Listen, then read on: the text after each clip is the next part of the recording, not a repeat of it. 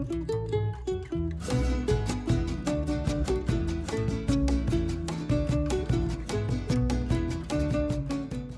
my beautiful friends, welcome to Soil and Sazon. My name is Josephina, and in today's episode of Cookbook Club, I'm going to be showing you guys how to make Marcela's Tinga de Pollo. So if you're following along with me in that book, this is page 90.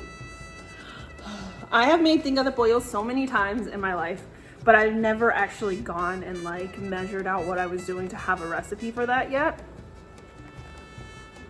So here's one with actual measurements, not just a little bit of this and a little bit of that as the recipe. Let's get to work finishing that up. To start, the recipe says that you can either use a whole rotisserie chicken that you shred up or boil some chicken, and so that's the route I went. I had some thighs, so I went in and added a whole onion, some carrots, some garlic, some bay leaves. That way this makes a stock. My celery is celery that I grew, and I like to finely chop it up and put it into some Ziploc bags that I can freeze. That way whenever I need it for a recipe, whether I'm sauteing it or adding it into some water to make stock, I can just grab what I need, plop it in, and stick it in the freezer. So this will just create a stock that we can use later. She says to let that simmer for about an hour before we add in the chicken. That's what I did. Then I put the lid on, let it come up to a boil.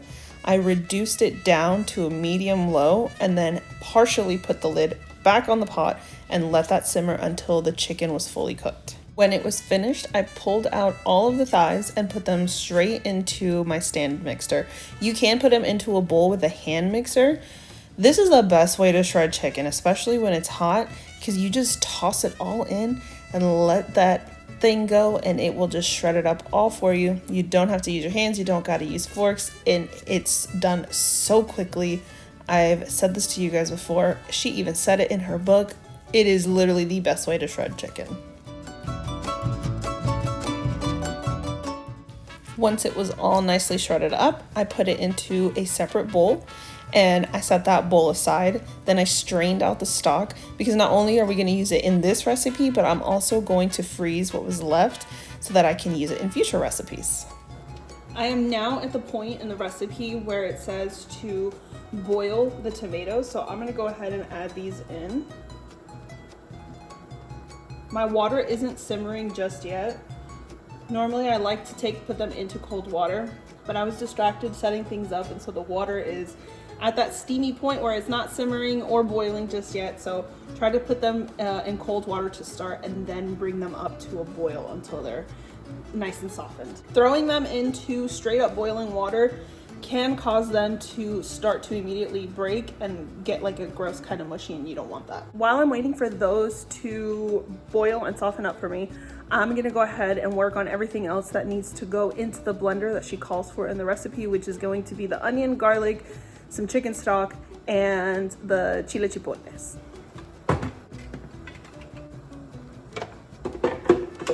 I know it looks like I'm adding a butt ton more than the recipe calls for, but the recipe called for 3 and I had these little teeny baby ones, so I did 6 so that it's like 2 equals 1, you know? So there goes that, and the onion. So this next ingredient is chipotle in adobo sauce. So you're gonna wanna look for one that says the peppers are in the sauce, because they do sell just the sauce in a can.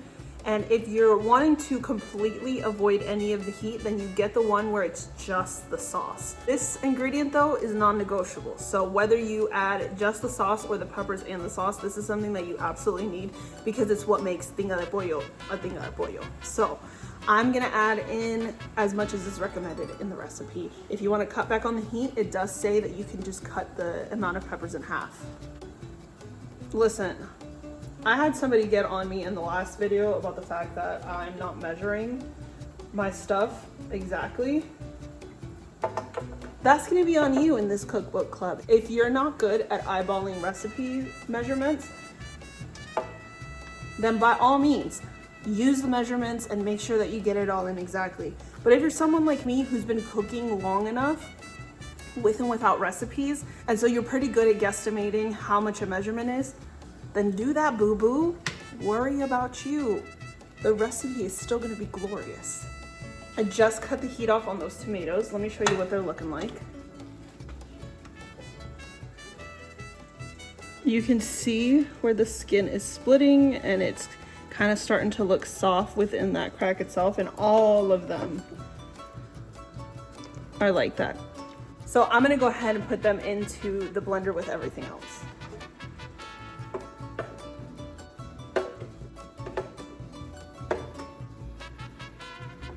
The last ingredient I'm adding in is that reserved chicken stock. I have it here so that it's cooling down. I'm gonna use what I need, and then the rest of it, because it's a smaller amount, I'm just gonna go ahead and freeze it in some containers to use at a different time in any other recipe.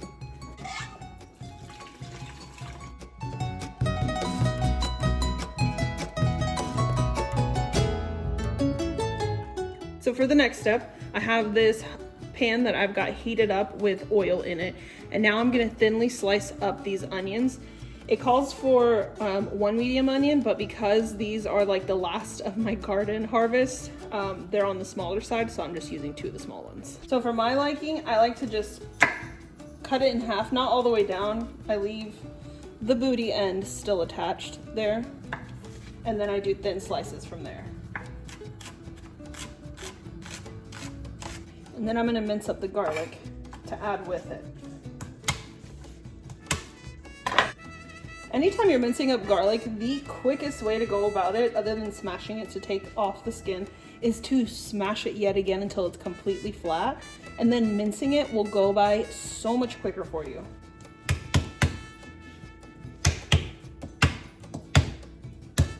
See how flat that is? And now when I go through to chop, it's so much easier.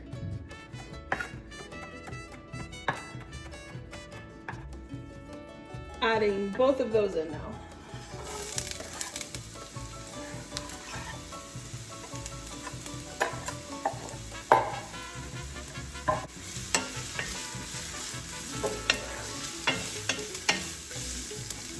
And since those have to saute for 5 minutes, I just want to give you guys another little tip. So with cutting boards, I see a lot of people just put the cutting board down, and then while they're cutting, it's like slipping and sliding around with them, which I know makes cutting so much harder when you're trying to keep the cutting board stable. So I used to always do like a wet rag or a wet napkin under my cutting boards until I got really tired of doing that, and I started doing this instead. So those grippy thingies, I don't know the actual name for them, but the grippy thingies that go under like carpets and rugs, I buy that, and then I just cut out a square that's gonna be big enough to go under all my cutting boards. And so instead of cutting and dealing with this, whether that's on a plastic cutting board or one of the wood ones like this, you'll put it down, and then when you're working, like I'm really putting some force on that, and you can kind of see it jiggling, but like it's not gonna move anywhere. Do yourself a favor and do that too. It'll make chopping so much easier, and you'll put a lot less strain on your hands from trying to balance out cutting and keeping the cutting board still. Okay, those have sauteed for the 5 minutes, and now I'm taking that shredded chicken and dumping it in. I'm gonna give that a good mix with everything. Okay, I just wanted to stir those to combine them. And now, we're gonna take the sauce, and it says to run it through a fine mesh strainer. If you don't know what that is, that's just one of these where the holes are like super teeny tiny. I'm not even gonna lie to you guys.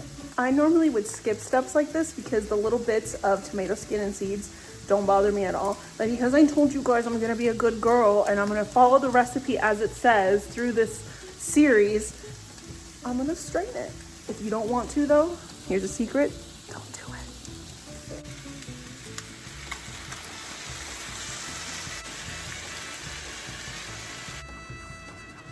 While I'm working to finish straining this, I just want to thank all of you guys who leave me such kind and encouraging and sweet comments.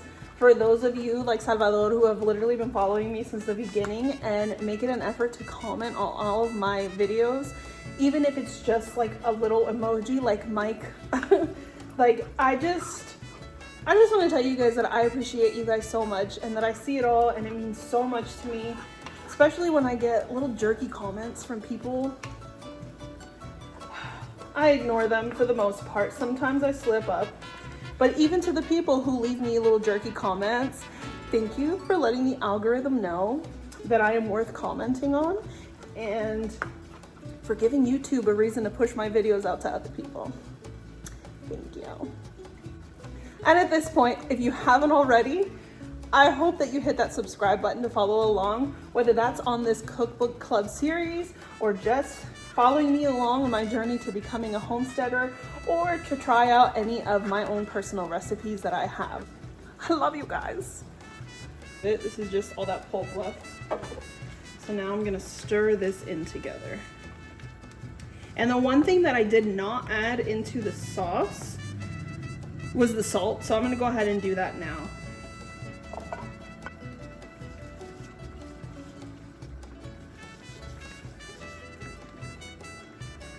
And I'm not gonna check this for seasoning just yet until it's simmered for a little while, because right now the tomatoes and the onion and the garlic are still gonna have that raw flavor that's in the sauce. So I want all that to cook out. The recipe says to let this simmer on medium low for 20 minutes. So I'm gonna do that, and then I'll go back and check it for seasoning. So I'm gonna put the lid on this.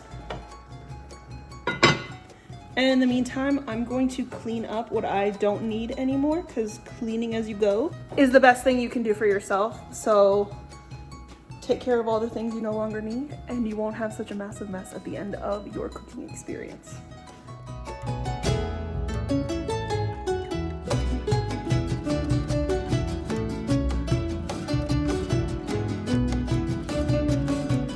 I've cut the heat off.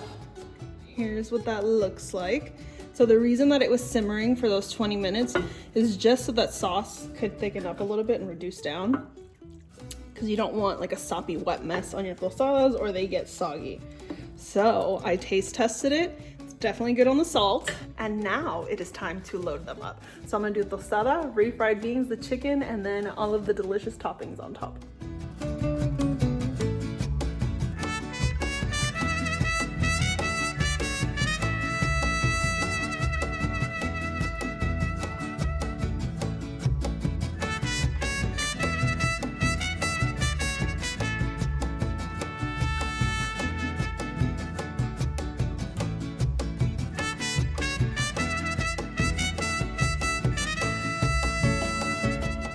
While I don't consume dairy products, my family still does.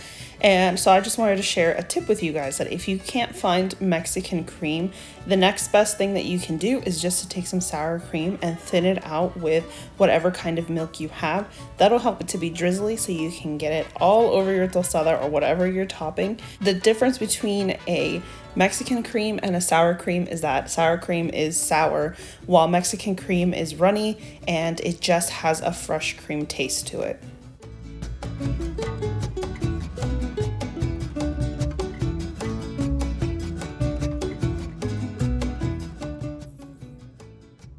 There she is in all her beautiful glory. The smell is divine. So I have refried beans. She does have a recipe in her book that you can follow, but if you just want a quick recipe video on it, I'll link mine down in the description box that you can follow. I also have a recipe for these tostadas that I just freshly made. Those will also be down in the description box. But in the meantime, let's go ahead and give this a try.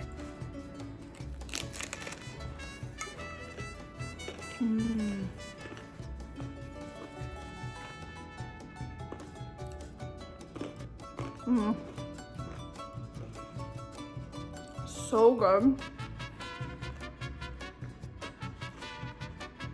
So simple. I added 2 chiles and then sauce. Kind of wish I would have added more so I can make mine spicier. The Valentina on top helps, which is that red sauce that's there.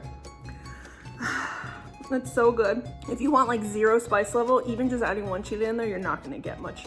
I've got avocado on top. I don't have cotija and I can't have it anyways. So what I use is some crumbled up sheep's milk feta. That has an extremely similar taste to it. The only difference is that cotija has a dry cheese while this is like a crumbly wet cheese.